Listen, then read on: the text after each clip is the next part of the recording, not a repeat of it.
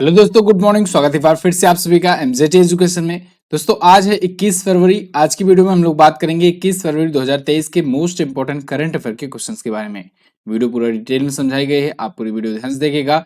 इस वीडियो में हम लोग सबसे पहले रिवीजन करेंगे, फिर डिटेल में जानेंगे करंट अफेयर आज का कौन कौन सा है, कहाँ कहाँ से क्वेश्चंस बन सकते हैं आपके लिए, उनसे रिलेटेड जानकारियां क्या है। साथ ही साथ हम लोग रोजाना की तरह टॉप 10 स्टैटिक जीके के प्रश्नों को भी देखेंगे और अंतिम सेगमेंट होगा हमारा आज का सवाल। चलिए तो शुरू करते हैं रिवीजन से। कल का क्विकली रिवीजन करेंगे। झींगा मेला पंजाब में शुरू हो चुका है और विदेश मंत्री एस जयशंकर जी ने अभी फिजी में सरदार पटेल की प्रतिमा का अनावरण किया है।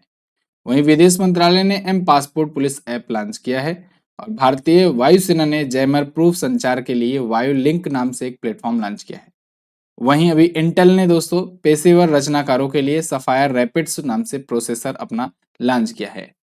टाटा मोटर्स ने जैगुआर लैंड रोवर इंडिया का नया एमडी बना दिया है राजन अंबा को, और ये टाटा मोटर्स के पहले उपाध्यक्ष हुआ करते थे।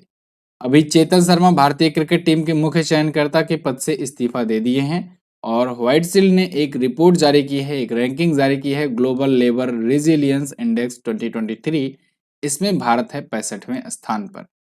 न्यूजीलैंड के खोजकर्ताओं ने अभी भारत के पश्चिमी घाटों में बीटल की एक नई प्रजाति खोजी हुई है। और पूर्व महान भारतीय फुटबॉलर तुलसीदास बलराम जी का निधन हो गया है। इन्हें अर्जुन अवार्ड से सम्मानित किया जा चुका है। इसके अलावा बंग विभूषण भी मिला था इनको 2013 में। तो ये टॉप 10 करंट अफेयर के क्वेश्चंस थे कल की वीडियो से, जिनका आपने रिवीजन किया है। अब आज की करंट अफेयर। पहला क्वेश्चन मोस्ट इंपॉर्टेंट, हाल ही में किसने रणजी ट्रॉफी 2023 का खिताब जीता? तो रणजी ट्रॉफी जो कि भारत की घरेलू टूर्नामेंट में अगर बात करें तो सबसे प्रसिद्ध ट्रॉफी होती है, उसको जीत लिया है सौराष्ट्र की टीम ने। एक बार फिर से दूसरी बार इसने जीता है सौराष्ट्र की टीम ने रणजी ट्रॉफी।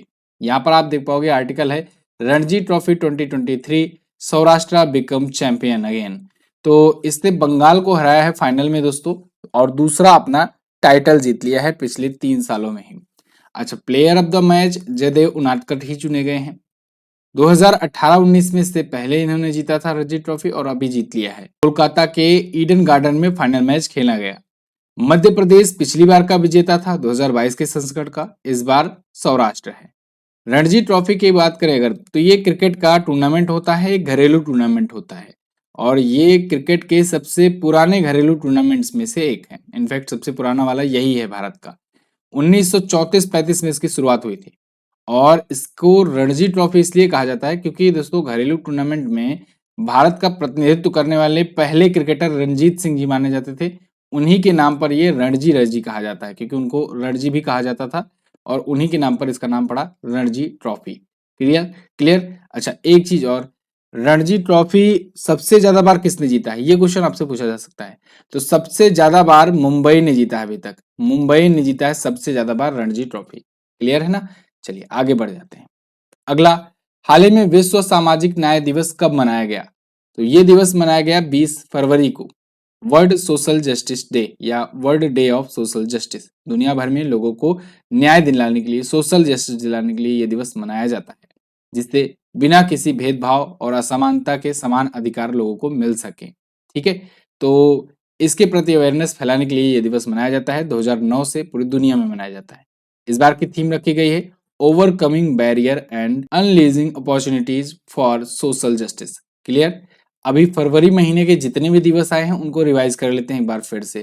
दोस्तों 1 फरवरी को भारतीय तटरक्षक दिवस या इंडियन कोस्ट गार्ड डे मनाया गया। 2 फरवरी को मनाया जाता है विश्व आर्द्र भूमि दिवस। 4 को विश्व कैंसर दिवस। 4 को ही अंतर्राष्ट्रीय मानव बंधुत्व दिवस। 7 फरवरी को सुरक्षित इंटरनेट दिवस मनाया गया इस बार। 10 फरवरी को विश्व दलहन दिवस। 11 फरवरी को अंतर्राष्ट्रीय महिला वैज्ञानिक दिवस। 11 फरवरी को ही विश्व यूनानी दिवस और 12 फरवरी को राष्ट्रीय उत्पादकता दिवस। वहीं 13 फरवरी को विश्व रेडियो दिवस और राष्ट्रीय महिला दिवस मनाया गया। इसके अलावा 13 फरवरी को ही अंतर्राष्ट्रीय मृगी दिवस भी मनाया जाता है।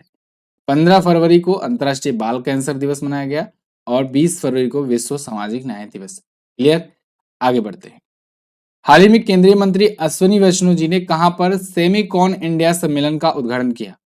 तो केंद्रीय मंत्री अश्विनी वैष्णव जी ने अभी नई दिल्ली में सेमीकॉन इंडिया समिट का उद्घाटन किया है। अश्विनी वैष्णव जी दोस्तों 2 मंत्रालय के ये मंत्री हैं, केंद्रीय मंत्री हैं। एक तो ये रेलवे मिनिस्टर हैं, ये तो आप सबको पता है। एक ये इलेक्ट्रॉनिक और सूचना प्रौद्योगिकी मंत्रालय के भी मंत्री हैं। संचार, इलेक्ट्रॉनिक और सूचना प्रौद्योगिकी, या कहें कि communication, electronic and IT, information technology minister भी हैं। तो एज ए ये कम्युनिकेशन मिनिस्टर इन्होंने सेमिकॉन इंडिया समिट का उद्घाटन किया। इसका रेलवे से कोई संबंध नहीं है, इसका संबंध है संचार और इलेक्ट्रॉनिक्स विभाग से। ठीक, तो नई दिल्ली में भी 18 फरवरी को electronic manufacturing supply chain ecosystem को बढ़ावा देने के लिए इन्होंने इस समिट का उद्घाटन किया हुआ है। क्लियर है? अच्छा, पिछले दिनों में अश्विनी वैष्णव जी क्यों क्यों चर्चे में रहे हैं, या इनसे रिलेटेड कौन कौन सी न्यूज आई है चर्चे में? तो देखो, अश्विनी वैष्णव जी ने अभी हाल ही में राष्ट्रीय डाक टिकट प्रदर्शनी अमृत पैक्स का उद्घाटन किया था। अमृत पैक्स का, ये भी आप ध्यान रखेंगे, 2023 था। इसके अलावा अश्विनी वैष्णव जी ने अभी ग्रीन रेलवे स्टेशन सर्टिफिकेट से सम्मानित किया वाइजैग रेलवे स्टेशन को। तो वाइजैग रेलवे स्टेशन, या जिसे विशाखापत्तनम में रेलवे स्टेशन कहते हैं, वो ग्रीन रेलवे स्टेशन सर्टिफिकेट प्राप्त चुका है। इसके अलावा अश्विनी वैष्णव जी ने ही अभी स्टे सेफ ऑनलाइन अभियान शुरू किया था। कौन सा? स्टे सेफ ऑनलाइन अभियान इन्होंने ही शुरू किया था। और गति शक्ति विश्वविद्यालय वडोदरा का कुलाधिपति इनको नियुक्त किया जा चुका है। गति शक्ति, जो पीएम गति शक्ति नाम का एक यूनिवर्सिटी खुला गया है वडोदरा में, जो कि अपने आप में अपने तरीके का पहला यूनिवर्सिटी है, उसका कुलाधिपति, चांसलर इनको नियुक्त किया गया है। क्लियर है? आगे बढ़ते हैं। यूनिसेफ इंडिया के ब्रांड एम्बेसडर कौन बनाए गए? तो यूनिसेफ इंडिया ने अभी अपना ब्रांड एम्बेसडर बनाया है दोस्तों, भारत में आयुष्मान खुराना को। यूनिसेफ इंडिया के लिए इनको बनाया है ब्रांड एम्बेसडर आयुष्मान खुराना को। और वो भी किस चीज के लिए? तो यहाँ पर देखो, appointed as the UNICEF India national ambassador to be a strong voice for children's right. बच्चों के अधिकार को लेकर के उनकी आवाज बुलंद करने के लिए इनको नियुक्त किया गया है एम्बेसडर। ठीक है, ये यूनिसेफ के साथ काम करेंगे ताकि हर बच्चे के जीवन, स्वास्थ्य और सुरक्षा के अधिकारों को की गारंटी दी जा सके, और उन्हें प्रभावित करने वाले मामलों में उनकी आवाज और एजेंसी को भी बढ़ावा दिया जा सके। कुल मिलाकर के बाल अधिकारों का नेशनल ब्रांड एम्बेसडर इन्हें बनाया गया है, भारत के लिए आयुष्मान खुराना को। इससे पहले ये 2020 में बच्चों के खिलाफ हिंसा को रोकने के लिए ब्रांड एम्बेसडर बनाए जा चुके हैं यूनिसेफ के द्वारा। क्लियर? अब यूनिसेफ आया है, इसके बारे में जानो। यूनिसेफ का फुल फॉर्म होता है United Nation International Children's Emergency Fund. फिर से बोल दे रहा हूं, United Nations International Children's Emergency Fund. इसकी स्थापना हुई थी दोस्तों कब? 1946 को, और 11 दिसंबर का वो डेट था, इसी वजह से 11 दिसंबर को मनाया जाता है यूनिसेफ दिवस। इसका हेडक्वार्टर है न्यूयॉर्क में। और कैथरीन एम रसेल जो हैं, इसकी वर्तमान में है अध्यक्ष। क्लियर है? Catherine M Russell. आगे देखते हैं, 18वीं विश्व सुरक्षा कांग्रेस का आयोजन कहां पर किया गया? इसका आयोजन किया गया जयपुर में, राजस्थान के जयपुर में 18वीं विश्व सुरक्षा कांग्रेस का आयोजन अभी किया गया। यहाँ पर आप देख पाओगे, RPF to host International Union of Railways World Security Congress in Jaipur from February 21 to 23, यानी 21 से 23 फरवरी के बीच में जयपुर में ये वर्ल्ड सिक्योरिटी कांग्रेस आयोजित किया गया। किसके द्वारा? यूआईसी यानी कि इंटरनेशनल यूनियन ऑफ रेलवे, और रेलवे सुरक्षा बल या कि आरपीएफ रेलवे सिक्योरिटी फोर्स के द्वारा, इन दोनों के द्वारा मिलकर के जयपुर में। क्लियर? जयपुर पड़ता है राजस्थान में। थीम रखी गई है railway security strategy, response and vision for future. अब स्टैटिक जेके का सेगमेंट देख लेते हैं हम लोग। आज का 10 क्वेश्चन स्टैटिक का। डाउन्स घास के मैदान किस देश में पाए जाते हैं? तो ये पाए जाते हैं ऑस्ट्रेलिया में। मैंने आपको वर्ल्ड मैप के जरिए में एक बार बताया था कि देखो, जो ये अमेरिका होता है, south America, north America, south America, ठीक है ना? ठीक है, इसके अलावा इधर यूरोप कुछ, ठीक है, मोटा मोटा मैं आपको बना करके दे दे रहा हूं। ये आपका अफ्रीका, ठीक है, और ये पूरा एशिया फैला हुआ है ना, जो भी है, ठीक है, कुछ इस प्रकार से। तो यहां पर मैंने आपको उस दिन याद करवाया था, मतलब कई बार आपको डिजिटल बोर्ड पर याद करवा चुका हूं, कि आपको बोलना है ऐसे, वर्ल्ड मैप को दिमाग में बैठा करके बोलना है, प्रेरी, पंपास, स्टेपी, सवाना। क्या बोलना है? Prairie, pampas, steppe, savanna. और यहाँ पर है आपका ऑस्ट्रेलिया। तो ऑस्ट्रेलिया में यहाँ पर आपको देखो डाउन में है ना, सबसे डाउन में है, तो आपको बोलना है डाउन्स बोलना है, डाउन्स। ठीक है, prairie, pampas, steppe, savanna, downs. ठीक है, इसके अलावा एक बात और याद रखना कि यहाँ पर अफ्रीका से, क्योंकि तीनों रेखाएं होकर के गुजरती हैं, कर्क रेखा यहाँ भारत के बीचों बीच से गुजरती है, उसके बाद फिर यहाँ पर मकर रेखा। तो इसका जो शीतोष्ण पड़ता है ना, क्योंकि इसके बीच वाला जो क्षेत्र ये तो उष्ण पड़ा, उष्ण कटिबंध, इसका जो शीतोष्ण कटिबंध वाला पड़ा एरिया, वहां पर घास का जो मैदान होता है उसे वेल्ड कहा जाता है। क्या? वेल्ड कहा जाता है, वेल्ड। ठीक है, ये भी ध्यान रखिएगा। यहाँ पर भी पड़ता है, अब देखो ये भी शीतोष्ण वाला एरिया पड़ जाएगा ना, क्योंकि ये तो उष्ण होता है कर्क और मकर रेखा के बीच में, ये होता है वेल्ड जो शीतोष्ण कटिबंध में पाया जाता है।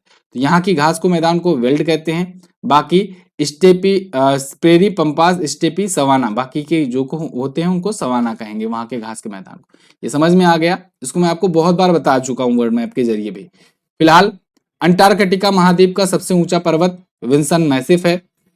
काली क्रांति ये पेट्रोलियम के उत्पादन से संबंधित है। और 1000 हाथियों का देश कहा जाता है लाओस को। वहीं अगर सफेद हाथियों का देश पूछा जाए, सफेद हाथियों का देश पूछा जाए तो किसे आप बताएंगे? आप बताएंगे थाईलैंड को। थाईलैंड को सफेद हाथियों का देश कहते हैं। आप मुझे कमेंट करके बताओ 1000 झीलों का देश का किसे कहा जाता है? अगला, टाइगर मैन ऑफ इंडिया किसे कहा जाता है? कैलाश सांखला जी को कहा जाता है। साथिया लोक कला किस राज्य का प्रमुख लोक कला है? साथिया, साथ निभाना साथिया जो सीरियल आता था ना, कहाँ का था? कमेंट करके बताओ। चलो, गुजरात का। ठीक है, गोपी बहू। सिल्लम्मम मार्शल आर्ट ये तमिलनाडु से संबंधित है। धमाल लोक नृत्य किस राज्य का लोक नृत्य है? हिमाचल प्रदेश का। बहुत ही फेमस ये क्वेश्चन है, ये पूछा जाता है। राजीव गांधी जी के समाधि स्थल का नाम है वीर भूमि। ठीक है, विश्व का सबसे ऊंचा सक्रिय ज्वालामुखी डेल सलादो ये चिली में स्थित है, चिली में स्थित है। क्लियर है? तो देखो 150 स्टैटिक जीके के भी क्वेश्चन आप लोग तैयार कर चुके हो। इंपॉर्टेंट होता है ये बहुत, आप साथ साथ स्टैटिक भी तैयार करते चलते हो, इसलिए रेगुलरिटी बना करके रखो। और वीडियो अगर पसंद आया करे तो इसे लाइक और शेयर कर दिया करो। वैसे अगर आप चाहते हो कि स्टैटिक आप ई बुक के माध्यम से भी पढ़ सको तो आप लोग के लिए ये ई बुक भी लाई गई हुई है, जो हिंदी और इंग्लिश दोनों लैंग्वेज में अलग अलग अवेलेबल है। जिनको इंग्लिश चाहिए इंग्लिश में ले सकते हैं, जिनको हिंदी में चाहिए हिंदी ले सकते हैं। यहाँ पर क्या है खास बात कि हर एक चीज आपको चैप्टर बाय चैप्टर दिया गया है, इमेजेस और एनिमेशन के साथ। साथ ही साथ हर एक चैप्टर का प्रैक्टिस सेट भी दिया गया है, तो यानी थ्योरी उसके बाद उसका प्रैक्टिस सेट। तो ये चीज आप पा सकते हो इस ई बुक में। तो आपको ये मिल जाएगा एमजेटी ऐप पर, या फिर व्हाट्सएप करिए इस नंबर पर और प्राप्त कीजिए इस ई बुक को। चलिए अगला देखते हैं। हाल ही में भारत और उज्बेकिस्तान के बीच में कहां पर अभ्यास दस्तलीक शुरू हुआ? तो दस्तलीक अभ्यास भारत और उज्बेकिस्तान के बीच में उत्तराखंड में शुरू हुआ, उत्तराखंड के पिथौरागढ़ में। ठीक है, यहां पर आप देख पाओगे ये चौथा ज्वाइंट मिलिट्री एक्सरसाइज है दस्तलीक, इंडिया और उज्बेकिस्तान के बीच में। तो ये मंडे से शुरू हो रहा है, ये शुरू हो गया है उत्तराखंड में। ठीक है, 21 फरवरी से 5 मार्च तक ये चलेगा उत्तराखंड के पिथौरागढ़ में। इसमें भारतीय सेना का जो गढ़वाल राइफल्स है ना, वो हिस्सा ले रहा है। उसकी 14वीं बटालियन इसमें हिस्सा ले रही है। ठीक, उज्बेकिस्तान है कहां पर? चलिए देखते हैं वर्ल्ड मैप में। तो वर्ल्ड मैप में आप देखोगे ये रहा अपना प्यारा भारत। यहां से आप आओगे इधर बीच में, ठीक है, एशिया, मिडल एशिया में आओगे आप, तो आपको इधर एक देश दिखेगा। पाकिस्तान क्रॉस करोगे, अफगानिस्तान क्रॉस करोगे, तुर्कमेनिस्तान क्रॉस करोगे, तो यहां पर एक देश दिखेगा उज्बेकिस्तान।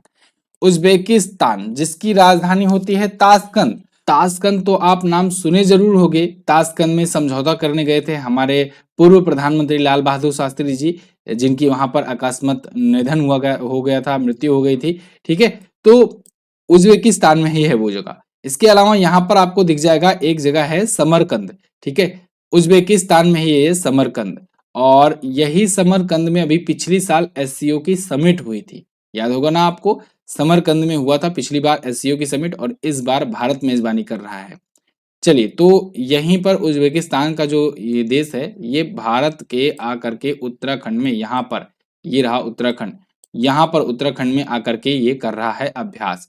क्लियर है? क्या नाम है? दस्तलीक। अगला देखते हैं। हाल ही में यूरोपीय संघ ने किस वर्ष से गैस डीजल कारों की बिक्री पर औपचारिक रूप से प्रतिबंध लगाने की घोषणा की?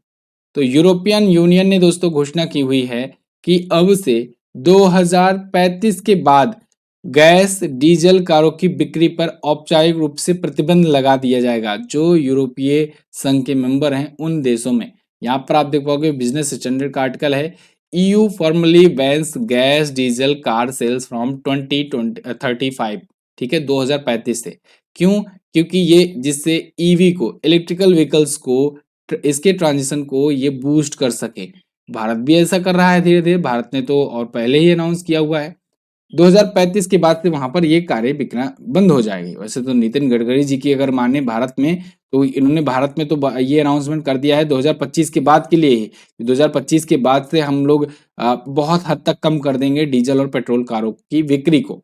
ठीक है, मतलब उसके बाद से बिकना बंद हो जाएंगी। ये नहीं है कि चलना बंद हो जाएंगी, जो लोग खरीदे हैं वो लोग तो चलाएंगे ही अपना, लेकिन धीरे धीरे करके ये चीजें बंद होंगी, जिससे इलेक्ट्रिक व्हीकल्स को बढ़ावा दिया जा सके और कार्बन के एमिशन को कम से कम किया जा सके।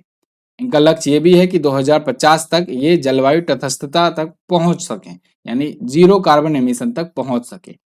यूरोपियन यूनियन की बात करें तो 27 देशों का एक ग्रुप होता है। अब ये 27 देशों में वैसे तो कायदे से देखा जाए इन सभी की मुद्रा यूरो होनी थी, लेकिन इन 27 देशों में भी 8 देश ऐसे हैं जो लोग अपनी मुद्रा यूरो नहीं किए हुए हैं। बाकी के जो देश हैं, यानी बाकी के 19 देश की करेंसी जो है वो है यूरो। याद रखिएगा, यूरो। ठीक है। अच्छा, एक चीज और, यहां से एक देश बाहर निकला, नाम था उसका ब्रिटेन, और इस ब्रिटेन के एग्जिट होने को ही कहा गया ब्रेग्जिट। ठीक है, ब्रेग्जिट ध्यान रखिएगा, ब्रिटेन एग्जिट हुआ था, जो ब्रिटेन इसका हिस्सा नहीं है। ठीक, आगे देखते हैं।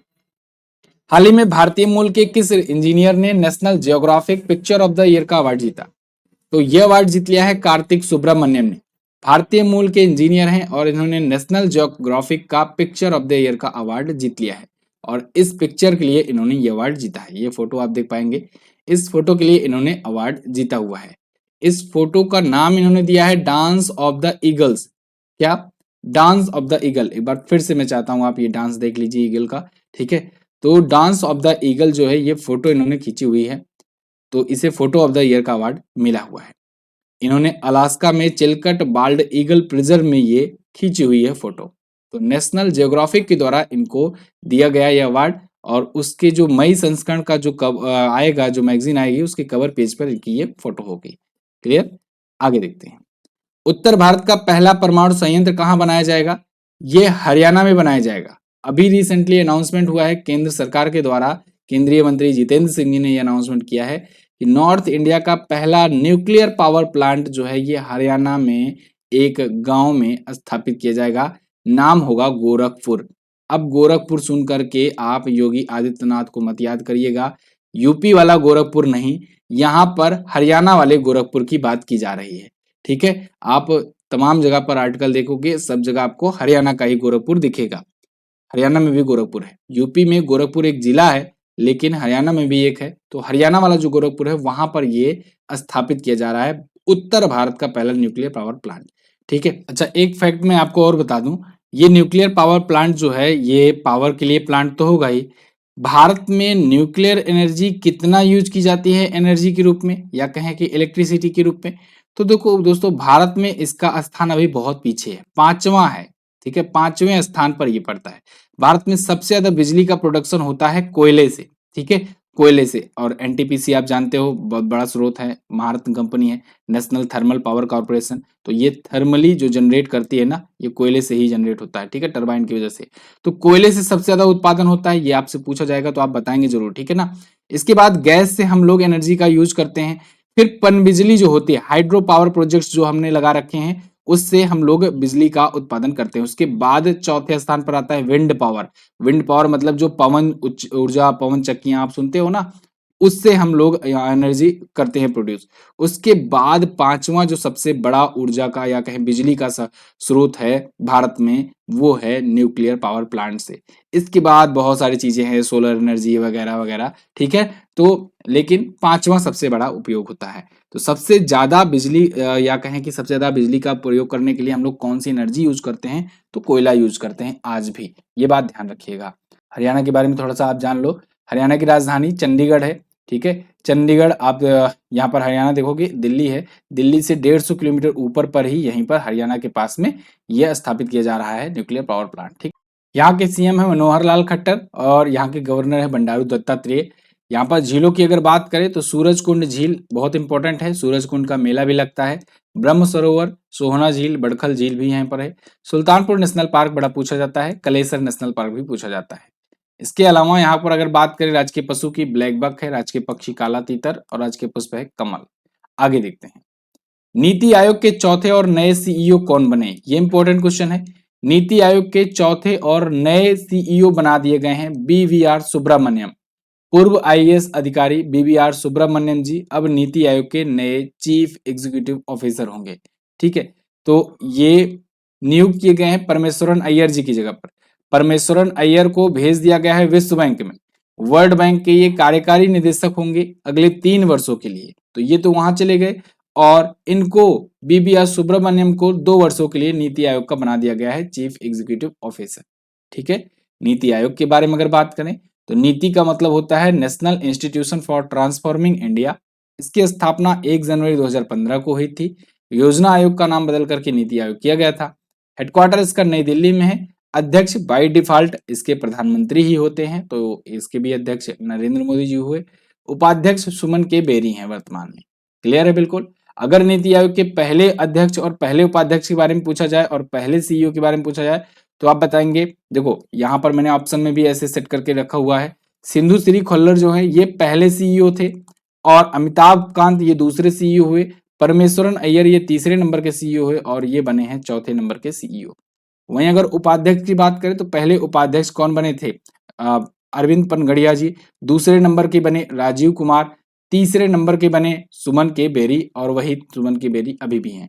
क्लियर है। तो बस दोस्तों ये तो थे आज के दिन के टॉप 10 करंट अफेयर के क्वेश्चंस। आई होप ये वीडियो आपके लिए इन्फॉर्मेटिव साबित होगी और अगर इन्फॉर्मेटिव लगी है तो वीडियो को लाइक कीजिएगा, शेयर कीजिएगा, एक कमेंट करके हमें बता दीजिएगा कैसी लगी ये वीडियो। कल मैंने आपसे पूछा था चीन का राष्ट्रीय खेल क्या होता है, टेबल टेनिस होता है। यूट्यूब की पेरेंट कंपनी कौन सी है, गूगल है। ठीक है, आज आपको क्या बताना है, आज आपको बताना है गुलाबी क्रांति का संबंध निम्न में से किससे है। इसके अलावा बाकी जो क्रांतियां हैं उनको भी आप कमेंट करके बता देंगे। भारतीय फुटबॉलर तुलसीदास बलराम जी का निधन हो गया। इन्हें 2013 में बंग विभूषण से सम्मानित किया गया था। यह पुरस्कार किस राज्य सरकार द्वारा दिया जाता है, ये आपको आज बताना है।